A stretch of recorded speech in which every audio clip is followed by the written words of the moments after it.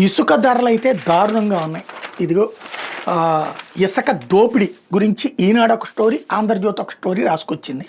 కృష్ణానదిలో డ్రెడ్జింగ్కి కృష్ణా గోదావరి వాటర్ బేస్కి అనుమతి ఇచ్చారు. టన్ను 66 రూపాయలకు విక్రయించాల ప్రభుత్వం ఆదేశాలు ఇచ్చింది. జిల్లా కమిటీలు ఏకంగా 215 రూపాయలు పెంచుకునేందుకు ఇచ్చారు. గుత్తేదారు సంస్థకు 11.47 కోట్లు అదనంగా మిగులుతుంది అన్నట్టు. ఒక పక్కన ఉచితం అంటున్నారు, రెండో పక్కన దోచుకోవడానికి ఎవరికి వాళ్ళకి వ్యక్తులకు పర్మిషన్ ఇస్తున్నారు. రెండో పక్కన అక్కడ వాళ్ళు చేశారు, ఇక్కడ వీళ్ళు చేశారు. విశేషం ఏంటంటే జగన్ టైంలో ఎక్కడెవడ ఇసుక తవ్వుకున్నా అది జగనే డబ్బులు తిన్నట్టు. ఇప్పుడు చేస్తే అధికారులు లేకపోతే కనుక స్థానికంగా అక్రమార్కులు లేదా స్థానిక నాయకులు అంతే. ఇసుక ఎవరికన్నా ₹1 1 కిలో ఇసుకన్నా ఉచితంగా ఎవరికన్నా వెళ్తుందా?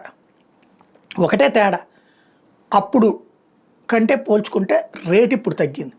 రేటు తగ్గడం అంటే అటు రేటు వసూలు చేశాడు కాబట్టి రేటు ఉంది. ఇవాళ నీకు రేటే లేనప్పుడు ఉట్టి ట్రాన్స్పోర్టేషన్ ఛార్జీలే కదా అవ్వాల్సింది, కానీ నిలువలో జరుగుతుంది.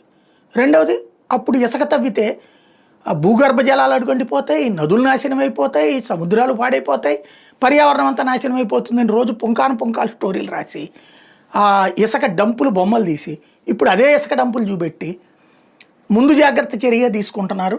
అద్భుతమైన ఆలోచన విధానం.